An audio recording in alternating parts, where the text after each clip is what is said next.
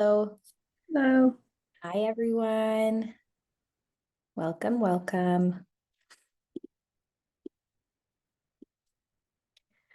I am going to mute everyone as they come in just for the presentation part. And then at the end, I'll save some time for Q&A. So I'll allow everyone to unmute themselves and ask questions, usually for the Q&A, whether you're speaking out loud and unmuting yourself, or if you want to write in the chat, whatever suits you best. I know everyone takes these sessions from different locations, whether that be at work or in a space that you have the ability to talk, some not so much.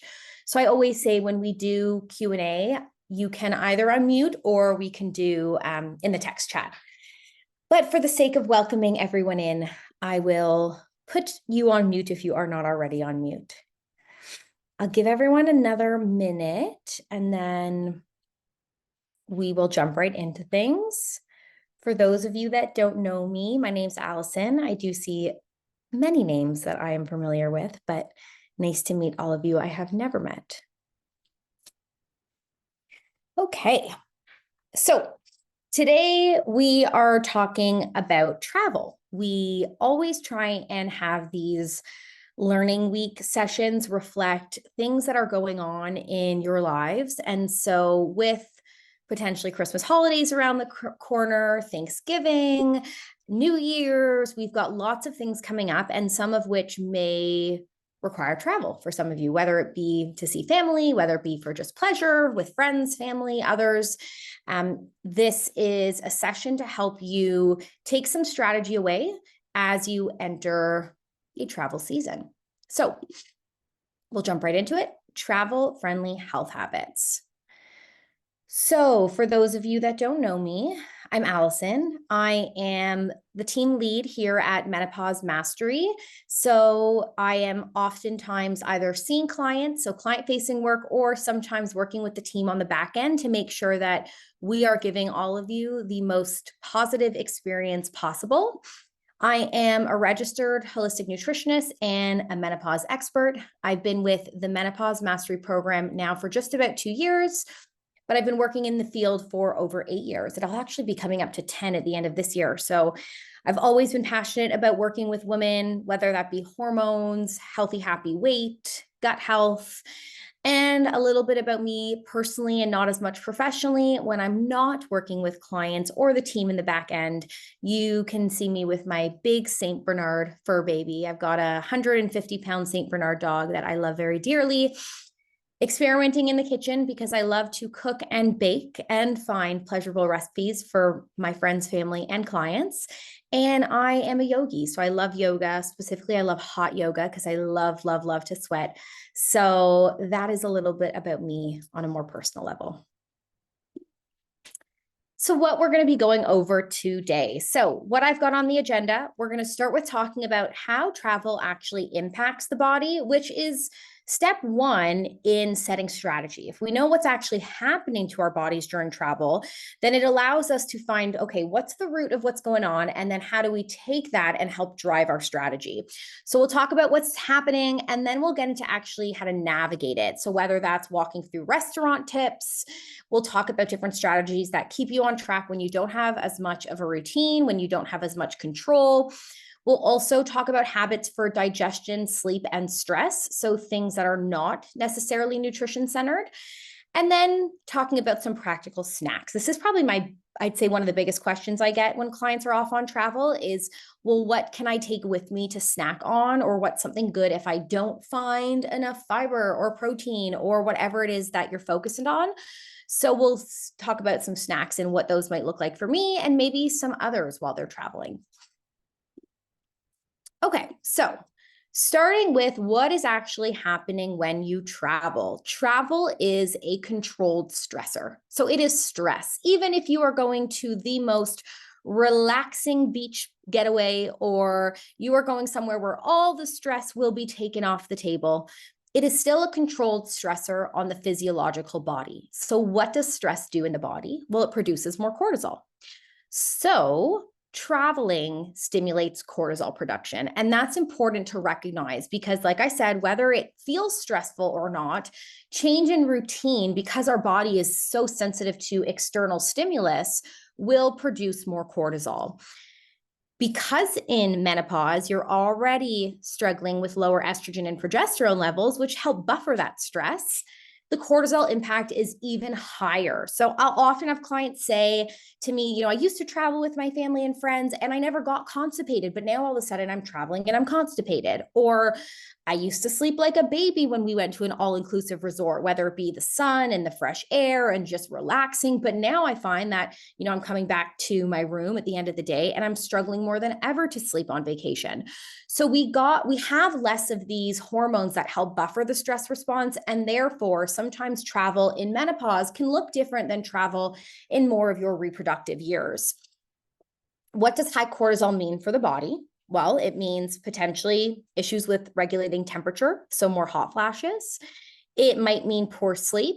It may mean more cravings or slow digestion. So more heartburn, more constipation, potentially more diarrhea, because changes in digestion are not always slowing, but sometimes changing.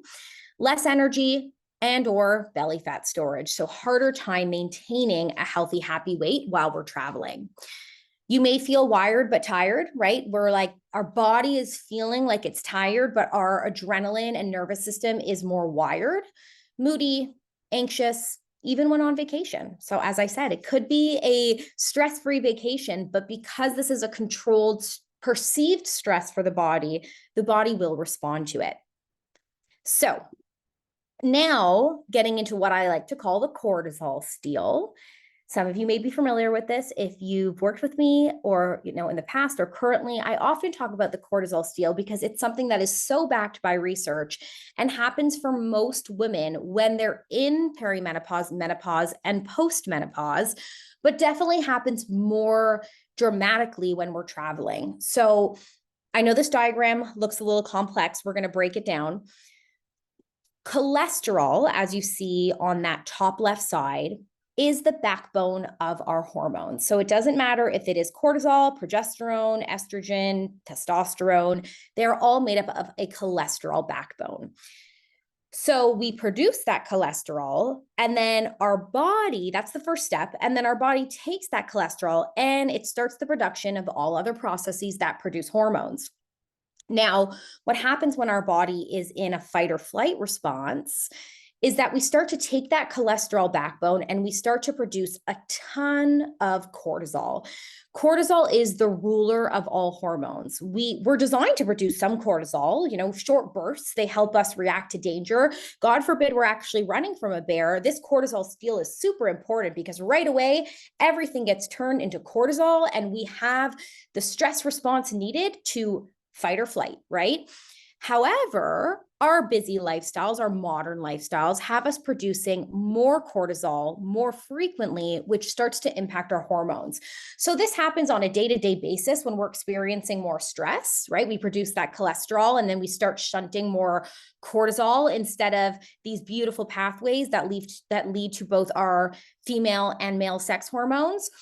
But when we have that perceived stress of travel, this is happening as well. And it's often for many happening a little quicker or potentially a higher volume of cortisol is being produced. So either cortisol is being produced faster or it's being produced in larger amounts because our body is trying to make sense of this controlled stressor.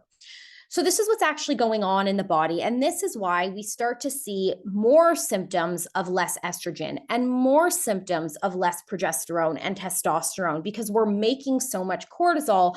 Our body is doing what it can to protect us. So this is why a lot of the symptoms we're having are being had. And this is also the understanding of what's actually going on a physiological level. The other thing that happens quite often in travel that impacts symptoms is blood sugar change.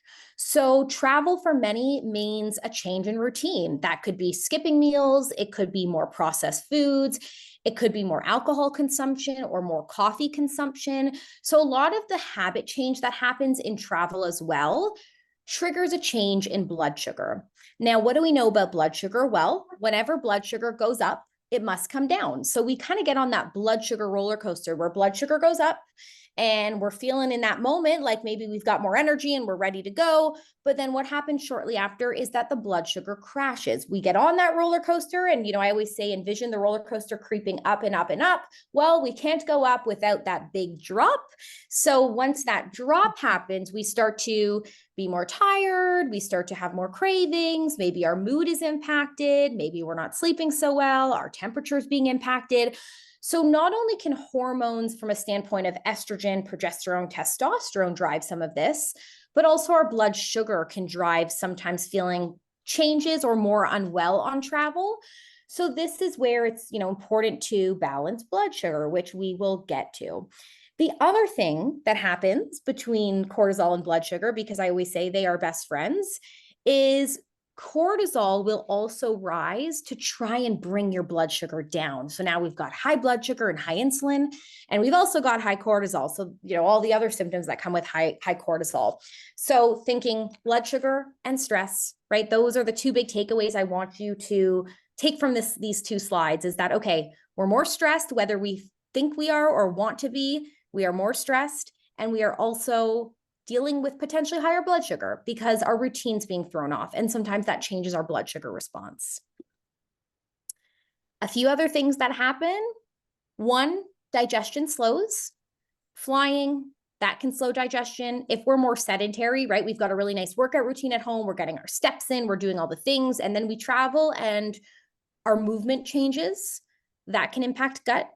Time zone can impact gut. So our body, we are very adaptive beings. If we have worked through nutrition and lifestyle to make sure that we are having a bowel movement at 9 a.m. every day, well, that might not be 9 a.m. on travel. And the body's like, oh, what's going on? We're used to eating at this time to have a bowel movement at 9 a.m. And now things are switching up on us. So time zone, flying, sitting, you may experience more constipation, bloating, gas, or digestive discomfort with travel. And sometimes when fiber lowers, because we're not as, again, in routine, that can also slow down digestion. So we often see digestion slow. We often see the body's more dehydrated. The airplane itself dehydrates the body. And then if there's slight dehydration through, again, change in routine, we're not drinking as much water, we're usually sitting at our desk and we've got it right next to us, and now we're kind of on the go doing different things, we're not thinking about it as much, then even that slight change in water intake can impact the body. And then lastly, inflammation. So processed foods, more stress, higher blood sugar, more processed foods, more alcohol, all of these things can trigger an inflammatory response. So we've got potentially more inflammation within the body, which can worsen menopause symptoms itself. So I know a lot to take in. You're like, oh my God, there's so many things happening. But the beautiful thing is that we work on strategies to combat this. And hopefully, whether it's with myself or with your coach, you're doing a lot of the things to support the body's ability to find its homeostasis so that when it travels, A, you've got strategies to help the body find the balance. But then B, you're also supporting your body in a way that the bounce back is much quicker. So even though you may go away for a week or two or more, or a day or two even, the body might feel some of that, but the bounce back is going to be a lot easier because you're really supporting your body through diet and nutritional strategy with your coach. So what can we do? Okay, now we have an understanding of what's going on. There's lots happening, but we still want to travel, of course. So what can we do?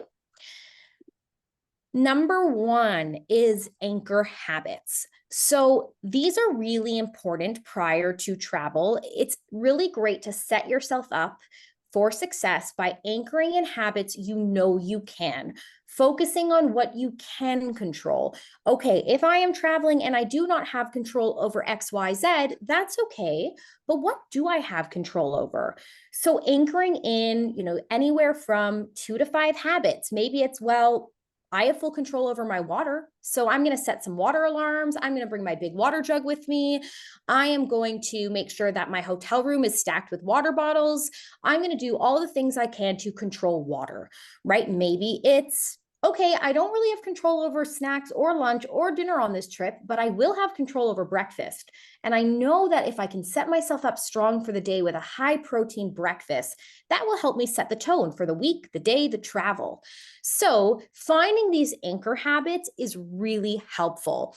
I've put a few examples here. So that morning protein to stabilize your blood sugar, set the tone for the day, have less sugar cravings, hydration. So having your water near you, stocking up your hotel room, setting some water alarms, or movement, right? How can I commit to a certain amount of movement? I know that on this trip, whether it's work or pleasure, I will have 3 to 4 p.m. to myself. I will not be around coworkers, or I know that I'll be in a space where I'll have that time. And that's when I can control how much I will walk or stretch or do some movement in my hotel room.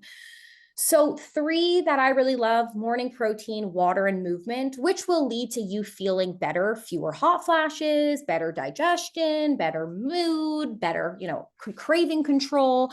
So these are examples. However, as I put here, these look different for everyone. Find your big anchors. Go into your trip, collaborating with your coach, or even doing some of your own reflection work as you continue to build confidence in managing this on your own, and find your big anchors and use those as momentum into the travel. You may find that big anchors become a domino effect. Sometimes we do one thing and all of a sudden we're super motivated to do a few other things, right? So anchors are a really great way to drill into some core setting goals, but also potentially have a domino effect with other goals.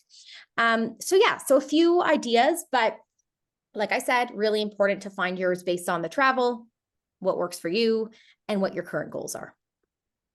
Now, restaurant tips. This is one of my favorites because I find it's a big one with travel. The big barrier for a lot with travel is that you are not totally in control of your own food. And that is okay. Sometimes it can be a really good thing because we relieve ourselves from some of the potential stress or pressure of prepping our foods constantly.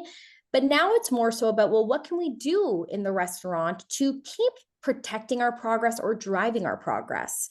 So one of my favorites is food sequencing. If you've worked with me, you've probably heard me talk about this because it is so helpful and it is so balanced and it is usually very doable, whether you're eating and you're ordering your own dish or it's family style or you're at someone's home and they're serving something.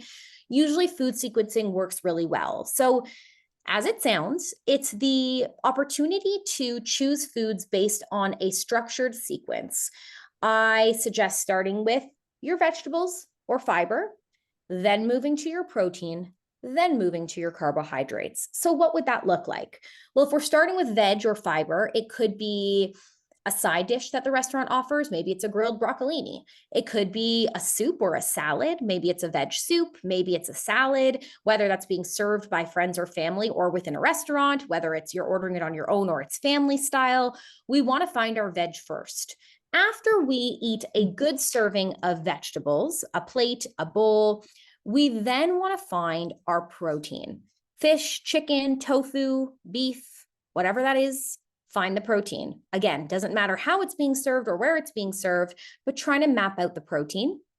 And then from there, moving along to your carbs: potatoes, pasta, rice, bread, crackers, whatever it is that is carb heavy.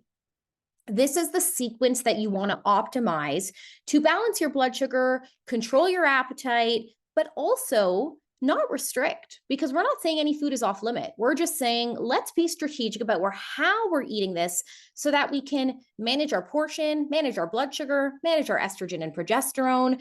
So it's a really doable strategy. It's funny because a lot of the restaurants actually do the opposite. They're smart, right? They bring you the bread basket first. They spike your blood sugar at the start of the meal. And research actually shows that if you bring the bread basket first, that those in the restaurant tend to order more and tend to order dessert, because usually by the time dessert comes around, if they've been sitting for a couple hours, their blood sugar crashes. And so they're more likely to say, I could use a little pick me up right now. I could use something sweet.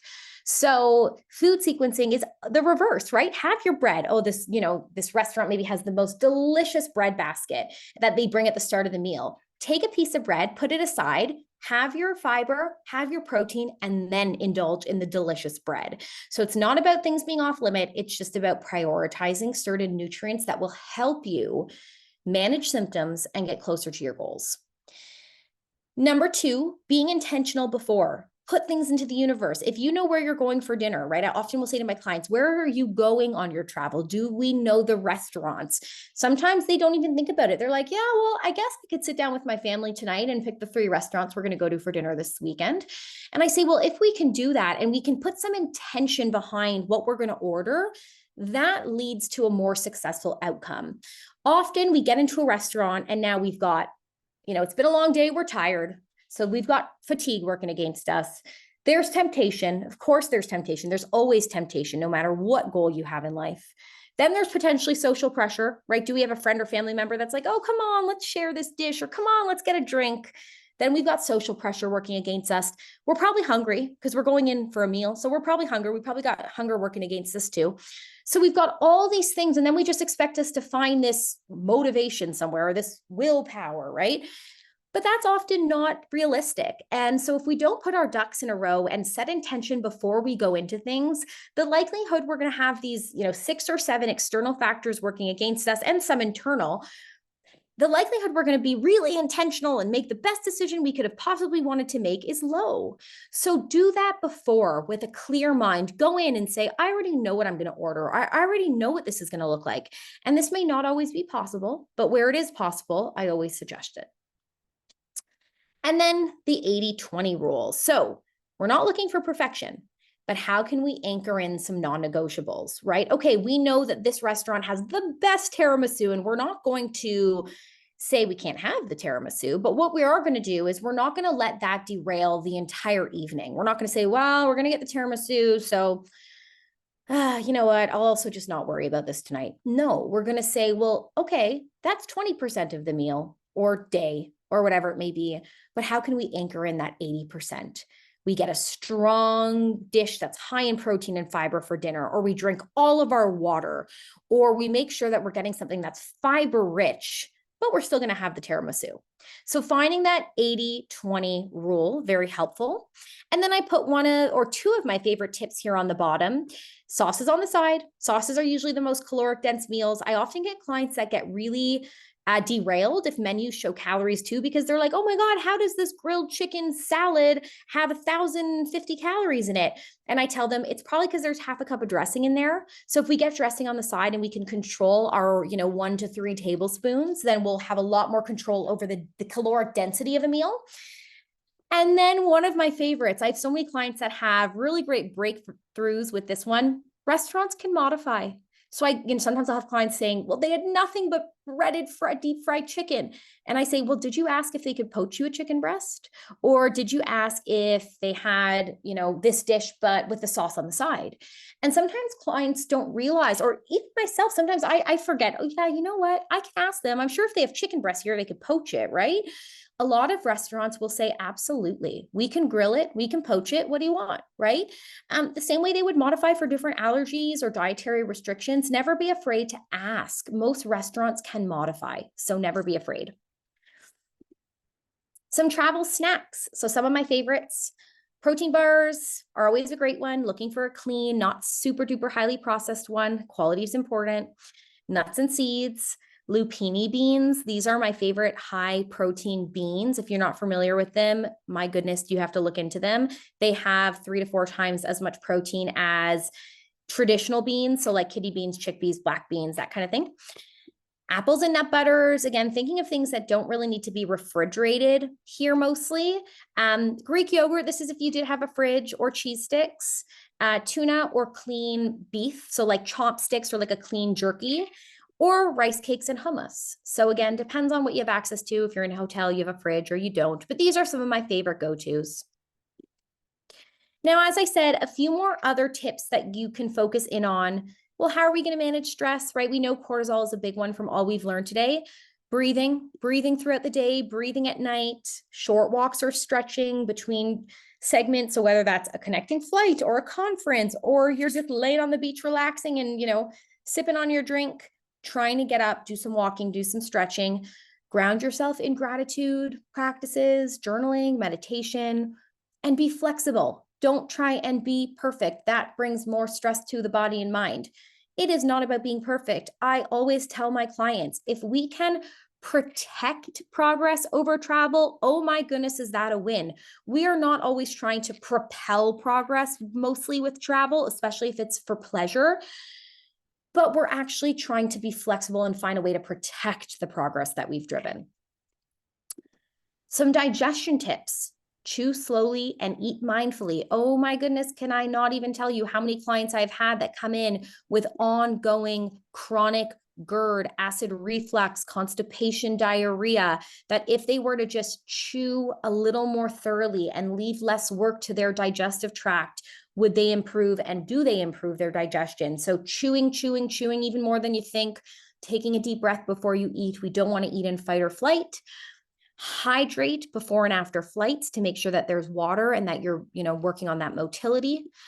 Light walk after meal can help digestion. Magnesium-rich foods, probiotic-rich foods, and fiber-rich foods will help lubricate the digestive tract and help with digestion. And then managing stress. So all the things we've talked about in this slide and throughout the presentation, the breathing, the walks, the grounding, trying to do that so that we can relax your nervous system, which is what's going crazy in stress. And then sleep tips. Try and keep your bedtime as consistent as you can with travel if you can. So if you're used to going to bed at 10, try and maintain that through travel. Limit alcohol and caffeine after noon. Use an eye mask, or try and get a room with, doesn't face the sun, or with some blackout blinds. Magnesium will really help. So focusing on those magnesium-rich foods through travel. I always tell my clients, bring pumpkin seeds with you during travel. It helps magnesium, keeps your healthy fats up, and is something that doesn't need to be kept in the fridge. And then create a wind down ritual. So whether that's breathing, legs up against the wall, some stretching, keep a wind down routine. So we've got a few minutes left for Q&A. I did want to go through a few questions, just reflection questions, but this is something that you can always reflect on your own. What's your biggest travel struggle, and which habit can you take away from today and make it your anchor? So I won't do a sharing just because we don't have time with a few minutes left, but I will, of course, as always, leave some time for questions. So if anyone has any questions, feel free to unmute and ask away, or if you'd like, you can throw them in the chat and I can answer them out loud. So I'll give everyone a few minutes. If you don't have any questions, thank you for joining. You can pop off. You don't have to stay unless you want to listen, but I'll leave some time for questions.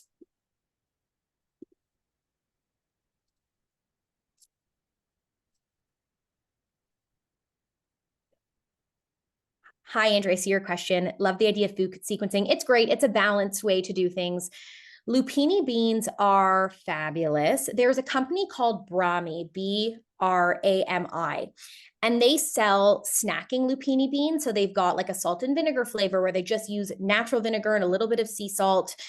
You can also find them in jars. So they keep this similar to beans. Like they usually put them in a little bit of water or vinegar, and then you would just drain them, rinse them, cook them, or eat them raw. But they're great. I have a jar in my fridge right now. I should have brought it here so I could show everyone, but they kind of look like big, flat, yellow beans. And they're called lupini beans. So really great. One serving is usually between 15 and 25 grams of protein, depending on your serving size. So really high. Yeah. Yeah. In the cortisol steal, our cholesterol doesn't increase with stress. Yes. Cholesterol turns into hormone. So yeah, it's not creating a heart risk cholesterol. It's actually just being used to create the backbone of hormones. So yes, but with that being said, I mean, I should mention that the more stress you have, it can impact your blood markers, right? Because stress will impact your blood sugar because the body wants more sugar to potentially run from a bear. We know that stress plays a really big role as well in blood pressure. So it can impact your metabolic markers to be stressed, but the cortisol steal doesn't necessarily drive up cholesterol. Good question.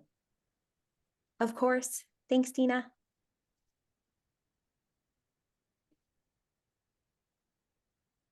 I'll give everyone another moment or two if there are any other questions.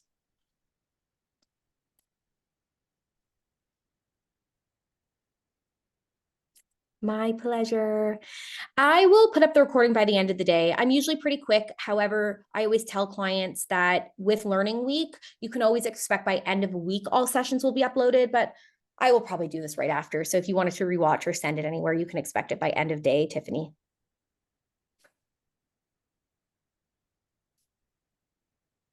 Hi, Louise. I see that you've learned something new today. Yes, cholesterol is the backbone of hormones. We cannot create them without that backbone. Yes, routine goes out the window. And so that's where the anchor is so helpful, right? What are the anchors that you can bring with you through travel? If your big, current goal is manage sleep, if it is manage weight, if it is manage joint pain, whatever it is that you're really honing into right now as your goals, find some anchors around those goals and let those drive your anchors for travel. Yay, I'm so glad everyone learned things. That's the point of all this. Good luck with your travel, Peggy. What perfect timing. Yes, I've actually had a few clients that have like, I'm traveling this week. Good luck. Hopefully you can take some learnings from this, and thanks for joining. Thank you. Thank you. I see all the thank you. That's okay, Tiffany. The recording will be available, as I said. Thanks, Louise. Thank you, everyone. Amazing. Okay, well, if there are any other questions that do come up, remembering that you all have a lovely coach working alongside you. And so if you ever feel like you wanted to dive into this a little deeper, ask your coach any questions, you can. And if there's any questions they can't answer, then they will probably come to me and I will answer them anyways. So if there's anything that comes up, let me know. But wishing you all a lovely week ahead, a lovely November. And if I don't get to see you before the holidays, happy holidays. And wishing everyone the best. Talk to you soon. Bye, lovely ladies.